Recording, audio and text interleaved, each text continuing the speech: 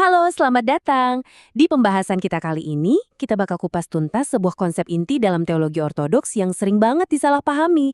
Nah, kalau Anda sedang mendalami formasi spiritual, anggap aja ini semacam kuliah singkat yang bisa jadi akan mengubah cara Anda memandang tujuan akhir dari kehidupan rohani. Oke, kita langsung aja ke intinya ya. Banyak banget orang bertanya, gimana sih cara masuk surga? Seolah-olah surga itu kayak sebuah tujuan wisata yang bisa kita datangi pakai tiket. Tapi, tradisi ortodoks yang akarnya kuat dari kitab suci melihatnya dengan cara yang sama sekali berbeda. Fokusnya itu bukan soal tempat, tapi soal proses. Sebuah transformasi seumur hidup untuk bisa ikut ambil bagian dalam kodrat ilahi itu sendiri. Ini dia nih peta jalan kita untuk hari ini. Kita akan coba lihat lagi apa tujuan akhirnya, terus kita pahami metafora benih dari Yesus, kita petakan tahap-tahap perjalanannya, dan yang paling penting, gimana cara menghubungkannya dengan hidup kita sekarang. Yuk, kita mulai dari bagian pertama. Untuk bisa paham jalan ini, kita harus ngerti dulu tujuannya apa. Dan tujuan ini dijelaskan dengan sangat indah di dalam kitab suci. Nah, ayat ini kuncinya. Coba perhatiin baik-baik deh. Tujuannya bukan masuk ke sebuah lokasi geografis bernama surga, tapi untuk berpartisipasi secara aktif dalam kehidupan dan sifat Tuhan itu sendiri. Jadi ini soal keadaan, bukan soal tempat. Ini perubahan radikal tentang siapa diri kita. Terus gimana sih proses ini terjadinya?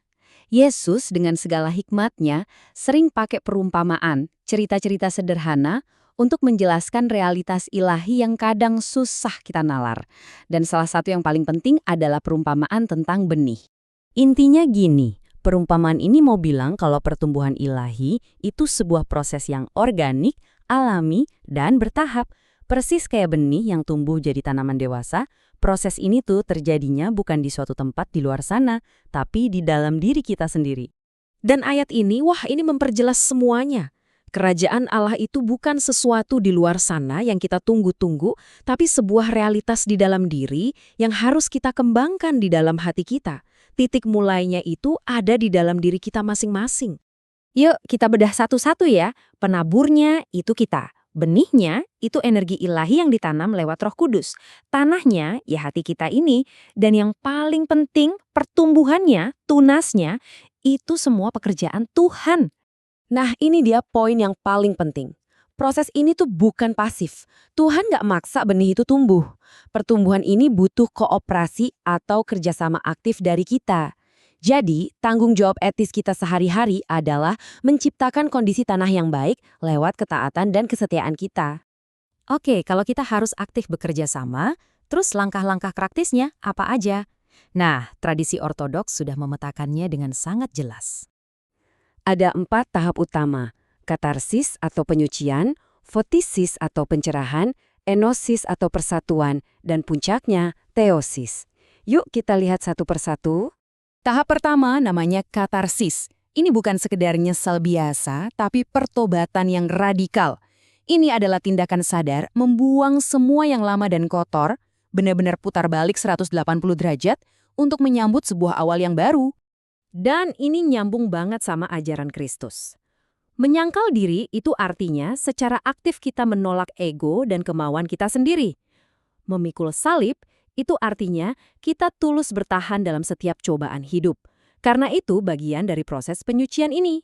Nah, setelah fondasi penyucian atau katarsis ini kuat dan terus kita jaga, perjalanan spiritual kita akan berlanjut ke tahap-tahap yang jauh lebih dalam.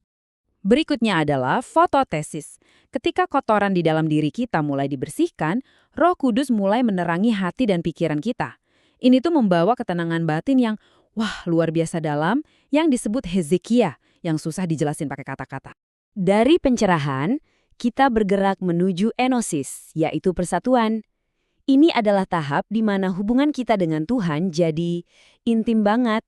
Kehendak kita mulai selaras sepenuhnya dengan kehendaknya.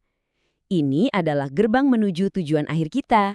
Orang-orang yang sampai di tahap ini mungkin bisa mengalami hal-hal yang luar biasa. Tapi penting banget buat dicatat, ini semua bukan tujuan yang harus kita kejar-kejar ya.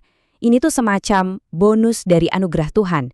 Fokusnya harus tetap pada persatuan itu sendiri. Dan akhirnya, teosis.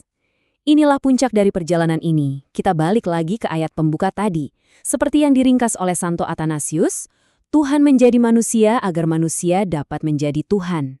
Maksudnya bukan kita jadi Tuhan secara esensia, tapi kita mengambil bagian dalam kodrat ilahinya melalui anugerah. Oke, setelah ngomongin teologi yang dalam ini, gimana caranya kita bawa ini ke kehidupan kita sehari-hari? Gimana kita bisa mulai jalan di jalur ini, hari ini juga? Coba kita renungkan beberapa pertanyaan ini. Coba deh kita renungkan, kalau setiap tindakan, pikiran, dan perkataan kita itu adalah bentuk kerjasama atau malah penolakan terhadap pekerjaan Tuhan di dalam diri kita, kira-kira itu mengubah cara kita menjalani hari nggak? Nah, ini pertanyaan buat kita jujur sama diri sendiri. Di area mana dalam hidup kita merasa gampang banget untuk taat dan bertumbuh? Dan di area mana kita merasa paling susah berubah, paling resisten? Kenapa ya kira-kira? Tradisi kuno bicara soal penyucian. Nah, di dunia modern kita sekarang, apa ya yang perlu kita buang? Mungkin keterikatan kita sama media sosial, mungkin keserakahan, atau sinisme. Apa salib zaman modern buat kita? Dan pada akhirnya, semua pembahasan ini mengerucut ke satu pertanyaan yang sangat personal.